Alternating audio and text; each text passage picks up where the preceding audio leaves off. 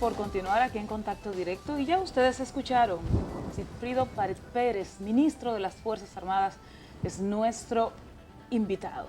Bienvenido. Gracias, a nivel de Pedro y a los amigos televidentes que siguen Contacto Directo. Eso es así.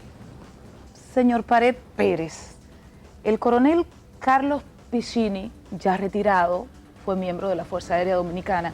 No es un nombre tan sonoro, pero por un cable internacional nos llega la información de que él, tomando en cuenta el puesto que tenía en ese momento en la Fuerza Aérea, era algo así como gerente de proyectos, fue una persona clave en la compra de los Super Tucano y fue una persona tan clave que posibilitó que la empresa fabricante de los Tucanos y que los vendió al país, Embraer, pues depositara en cuentas ficticias 3.4 millones de dólares, que serían, ¿qué fue? El lobby, el tráfico de influencias.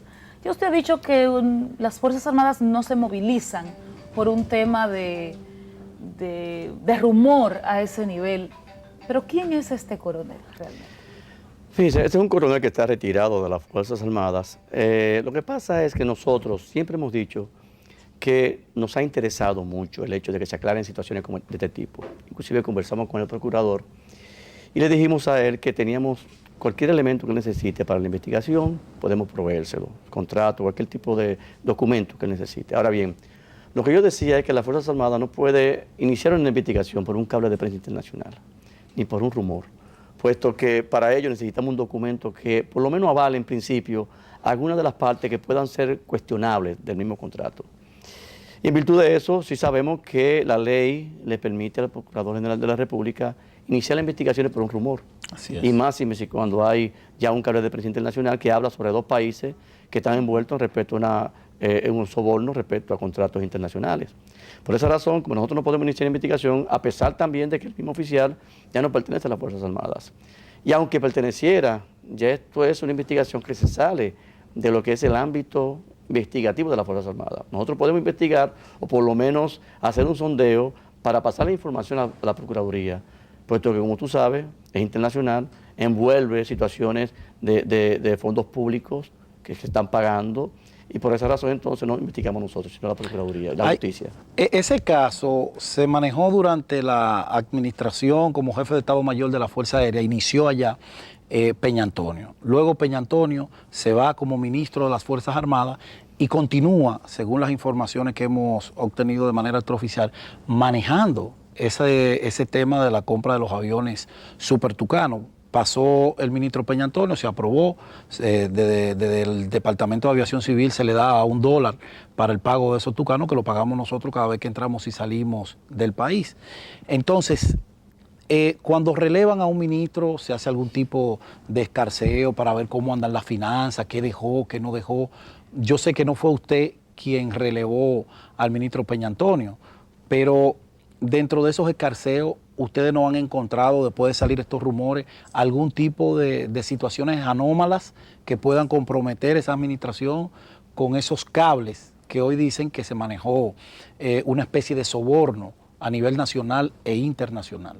Recordemos que si ha existido algún soborno, no va a aparecer en ningún documento. Y aparte de eso también, simplemente nosotros lo que hacemos es la dirección de proyectos de las Fuerzas Armadas, que le da seguimiento a lo que es el proyecto en sí. O sea, nosotros no tenemos por qué investigar situaciones que en realidad no hay ningún tipo de alteración.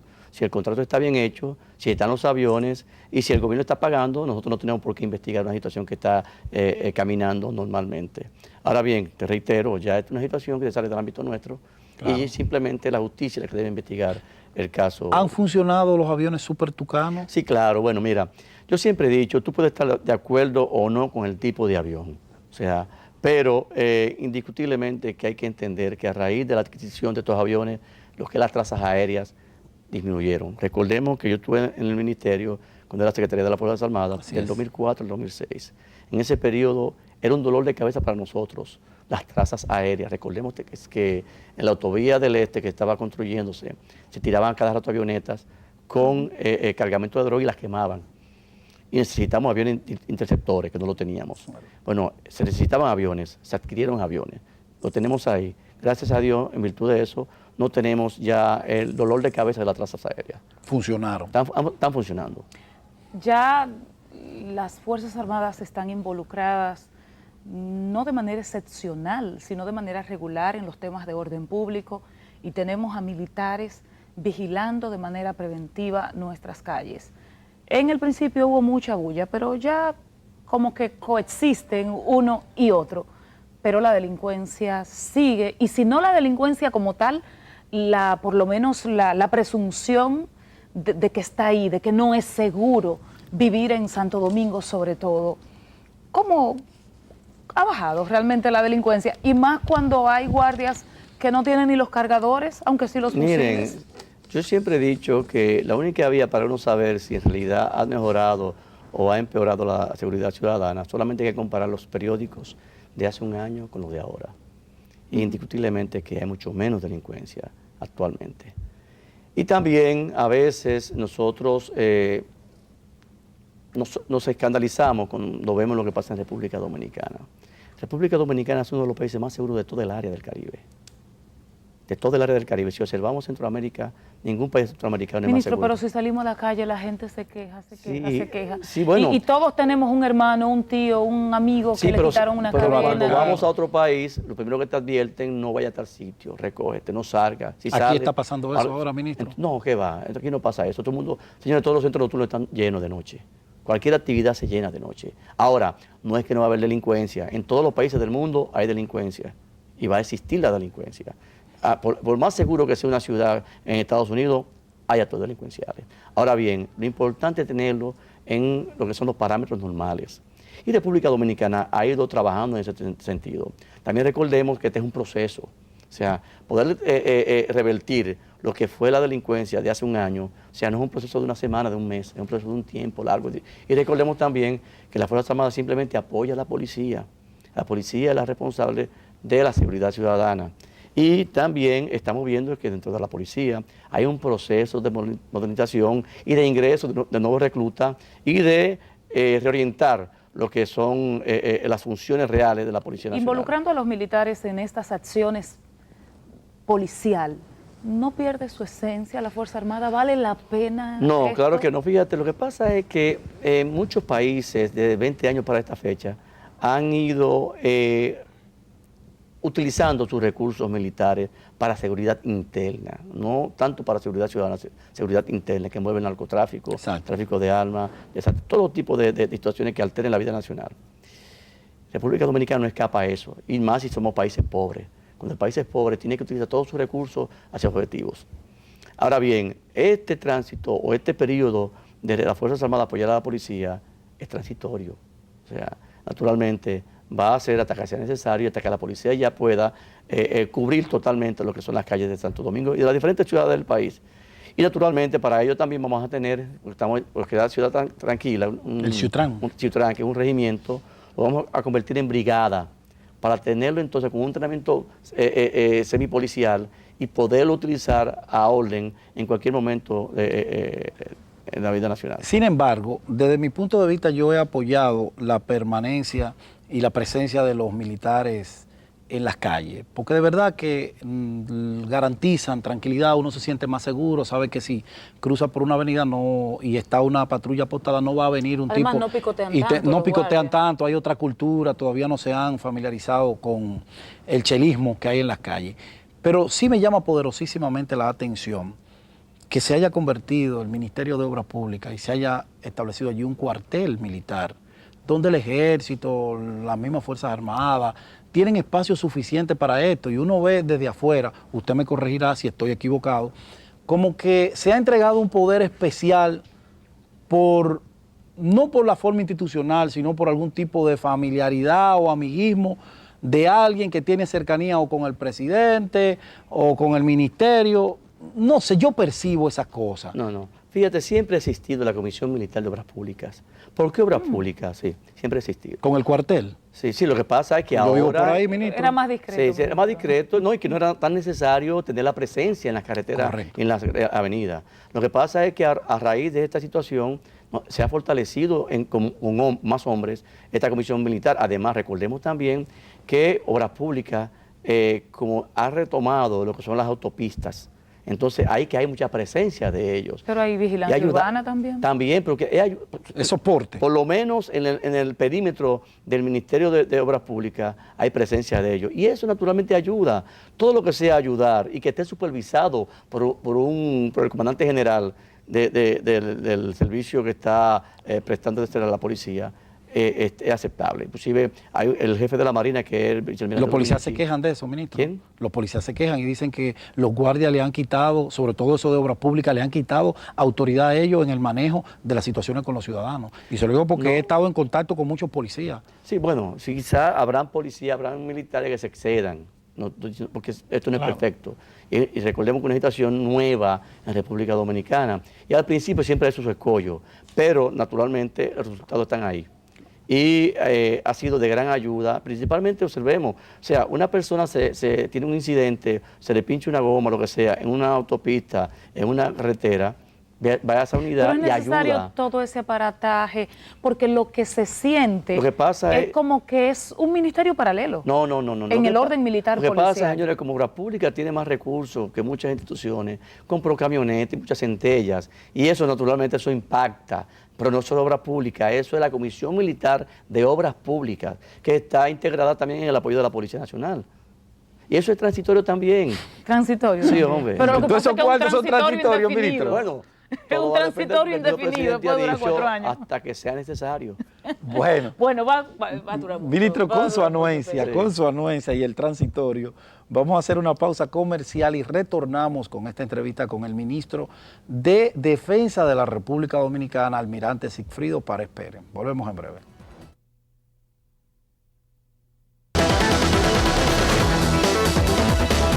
Bueno, seguimos conversando con Sigfrido Párez Pérez, almirante de la Marina de Guerra de República Dominicana y ministro de Defensa. 17.000 millones de pesos por ahí es el presupuesto concebido para su ministerio para el 2014. Y este 2013 que no ha culminado, en el complementario hay más o menos 500 millones de pesos Sí, pero concebidos para su ministerio. Eso sumando esa parte del complementario. Ah, es sumado. 17 con ambos. todo. Sí. Sería con todo, o sea, sería el ingreso a partir Exactamente. de diciembre de este año. Exactamente. ¿Qué tal ese presupuesto cuando se supone que tienen más retos? Y el hecho de patrullar es... Mira, yo siempre he dicho que ninguna Fuerzas Armadas del mundo tiene los presupuestos que ellos aspiran. O sea, porque Pero la de aquí es bajita, ¿eh? Sí, bueno, lo que pasa es que es un país pobre y además... Aquí todavía tenemos San Cristóbal, escopeta San Cristóbal y eso. No, pero ya mira, no. era muy buena, ¿eh? Era muy buena. La carabina Cristóbal era muy buena. Inclusive, si tú vas a Cuba, a Santiago de Cuba... La tienen No, todavía. te vas a encontrar con que el Che usó una Cristóbal en Sierra Maestra. Pero ¿cómo modernizarse con tan poco dinero? Fíjate lo que pasa, es que cada país tiene las Fuerzas Armadas que puede pagar. Recordemos que este año 2013 fue el año que se inició el 4% de la educación, que era un reclamo ciudadano de hace muchísimos años. Y eso conllevó a erogar 100.000 millones de pesos a la educación. Ahora bien, indiscutiblemente que tiene que retirarse recursos de otras instituciones porque son limitados. Y las Fuerzas Armadas siempre hemos dicho que se manejan, es muy fácil manejar una Fuerza Armada con mucho dinero. El reto es manejarla con poco dinero y que se haga bien el servicio. Y ese es un reto permanente que tenemos los militares y tratamos de hacerlo lo mejor posible. Y naturalmente ahora vamos a ver cómo podemos nosotros focalizar los recursos de tal manera que se potencialicen los servicios. ¿Y cuáles serían las prioridades? Bueno, de hecho, uno de los renglones que se aumentó es la cuestión de sueldo. Y vamos a tratar de focalizarlo principalmente al área de los alistados y los oficiales subalternos. Ay, Ministro. pero, no, discúlpeme, Pedro, que yo te tome, pero entonces, ¿de cuánto va a ser el aumento para los militares? ¿O va a ser solo para los que trabajan? No, va a ser general. Lo que pasa es que un cabo ganará igual que un cabo donde quiera que esté. Ahora bien, lo que vamos a hacer, como el dinero va a estar en el presupuesto, si lo aprueba naturalmente el Congreso, nosotros junto con el Estado Mayor focalizaremos aquellos rangos que realmente necesiten de más dinero para poder por lo menos amortiguar un poco lo que son los gastos familiares de los miembros de las Fuerzas Armadas. Ministro, Ahora a ustedes recientemente se aprueba una ley de Fuerzas Armadas, ya no somos la Secretaría de Estado de las Fuerzas Armadas, sino que somos el Ministerio de Defensa. Eso trae consigo un sinnúmero de transformaciones, no solamente en el nombre, sino en la parte estructural de la institución. ¿Cuáles serían esas transformaciones? Mejor preparación de los agentes, mejor remuneración económica. ¿Cuáles serían esas novedades que trae la nueva ley? Mire, el abanico es amplio, desde los nombres de las instituciones militares: Ejército de República Dominicana, Armada de República Dominicana, Fuerza Aérea de República Dominicana, Ministerio de Defensa.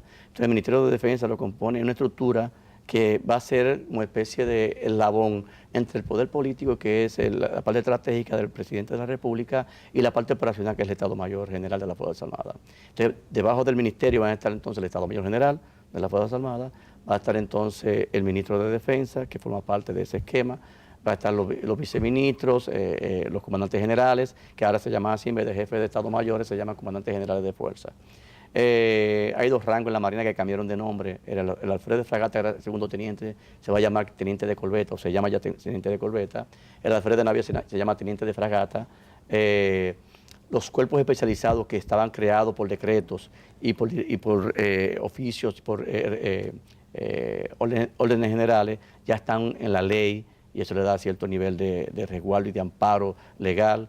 O sea, hay un sinnúmero de factores, también lo que es el tiempo en el servicio. Por ejemplo, ahora todos los militares que están en la fuerza actual, a los 20 años les corresponde retiro o pensión, tienen derecho a pensión. Los que ingresan a partir de la publicación de la ley son 25 años, se aumentaron 5 años para sacar mejor provecho del tiempo de servicio de los miembros. Se crearon nuevos rangos de intermedio entre los sargentos y los tenientes, que son los subtenientes, una categoría de suboficial que es nueva.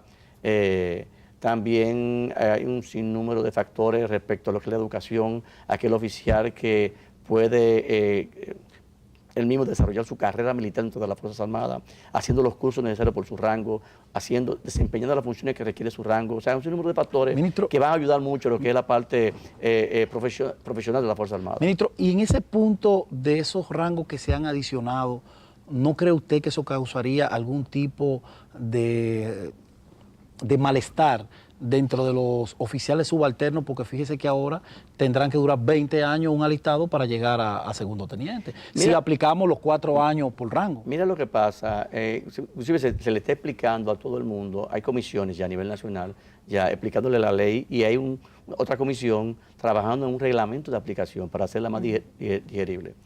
Ahora bien, esos oficiales van a ganar más que un teniente, van a ganar más que un capitán. O sea, porque la idea es, recordemos que una distorsión respecto a lo que es la pirámide de mando en las Fuerzas Armadas. Para su conocimiento, tenemos 6.000 tenientes en las Fuerzas Armadas. Por ejemplo, en el Ejército solamente hay 6.000 tenientes. 6.000 tenientes. ¿Sabe cuántos rasos hay en el Ejército? 3.500. Ahora hay 4.000 porque se ingresaron 500 no más. No hay tropas. No hay relación por esa situación. Lo de general sin tropa aplica. Además, no, que va. Además, lo que pasa es también que muchas veces, y eso lo hemos sido culpables todos, militares, políticos, civiles, empresarios, periodistas, de que el amigo mío que yo conozco, yo quiero ascender. La taletita. Y a veces ascendemos un cabo a sargento, un sargento a teniente, que no merece ser ascendido. No por cuestiones de merecimiento real, sino porque no estaba preparado. No estaba preparado. Y todo el mundo quería ascender. Y cuando vine a ver, un funcionario tenía un cabo, y a los 5 años ese cabo era primer teniente. ¿Qué teníamos? Un cabo un teniente que no sirve para nada y un marcabo ya. Hay un ejemplo. El coronel Johan Liriano lo ascendieron al grado de coronel sin ser académico en 10 años. Eso es una distorsión, una aberración.